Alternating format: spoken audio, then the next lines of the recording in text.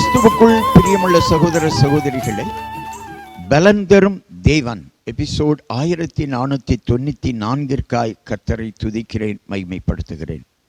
இந்த நாளிலும் நீதிமொழிகள் 30ஆம் அதிகாரம் 12வது வசனத்தை நான் உங்களுக்காக வாசிக்கின்றேன். தாங்கள் அழுக்கற கழுவப்படாமல் இருந்தும் தங்கள் பார்வைக்கு சுத்தமாக தோன்றுகிற சந்ததியார் உண்டு. இந்த உலகத்திலே தங்களை தாங்களே பரிசுத்தவான்கள் என்று சொல்லிக் கொள்ளுகிற கிறிஸ்தவர்கள் அநேகம் பெருகிவிட்டார்கள்.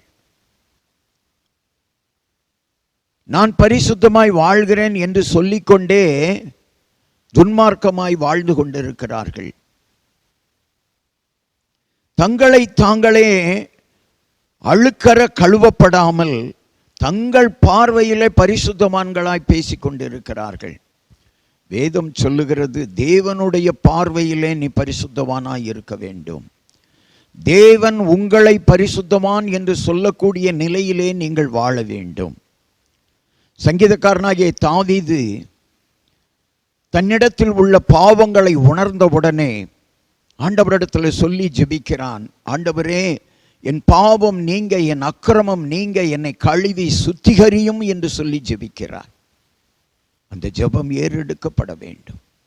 கண்களை மூடி ஜெபிக்கலாம். எங்களை நேசிக்கிற நல்ல தகப்பனே, தங்களை தாங்களே அழுக்கற கழுவப்படாமல் இருந்தும் பரிசுத்தவான்கள் என்று சொல்லிக் கொள்ளுகிறவர்கள் மனம் திரும்புவார்களாக. கர்த்தருடைய பார்வையிலே பரிசுத்தம் உண்டாகட்டும். மீண்டும் இரட்சணிய சந்தோஷம் ஒவ்வொருவருக்கும் கிடைக்கட்டும். ரட்சிப்பின் சந்தோஷம் எப்பொழுது கிடைக்கும் என்பதை அவர்கள் உணர்ந்து கொள்ளட்டும். ஹல்லேலூயா. பாவம் நீங்க கழுவ ஆண்டவருடைய சமூகத்தில் விண்ணப்பிக்கட்டும் ஐயா. அழுக்கற கழுவ ஆண்டவரே ஸ்தோத்திரம், ஸ்தோத்திரம், ஸ்தோத்திரம். ஆமென். தங்களை அர்ப்பணித்து ஜெபிக்கட்டும் ஐயா. பாவம் நீங்க, அக்கிரமம் நீங்க, ஆண்டவரிடத்தில் மன்றாடி ஜெபித்து பரிசுத்தமாய் மாறுங்கள். உங்களை அழைத்தவர் பரிசுத்தர், எனவே நீங்களும் பரிசுத்தராய் இருங்கள். இயேசு கிறிஸ்துவின் நாமத்தில் ஜெபிக்கிறேன் பிதாவே, ஆமென்.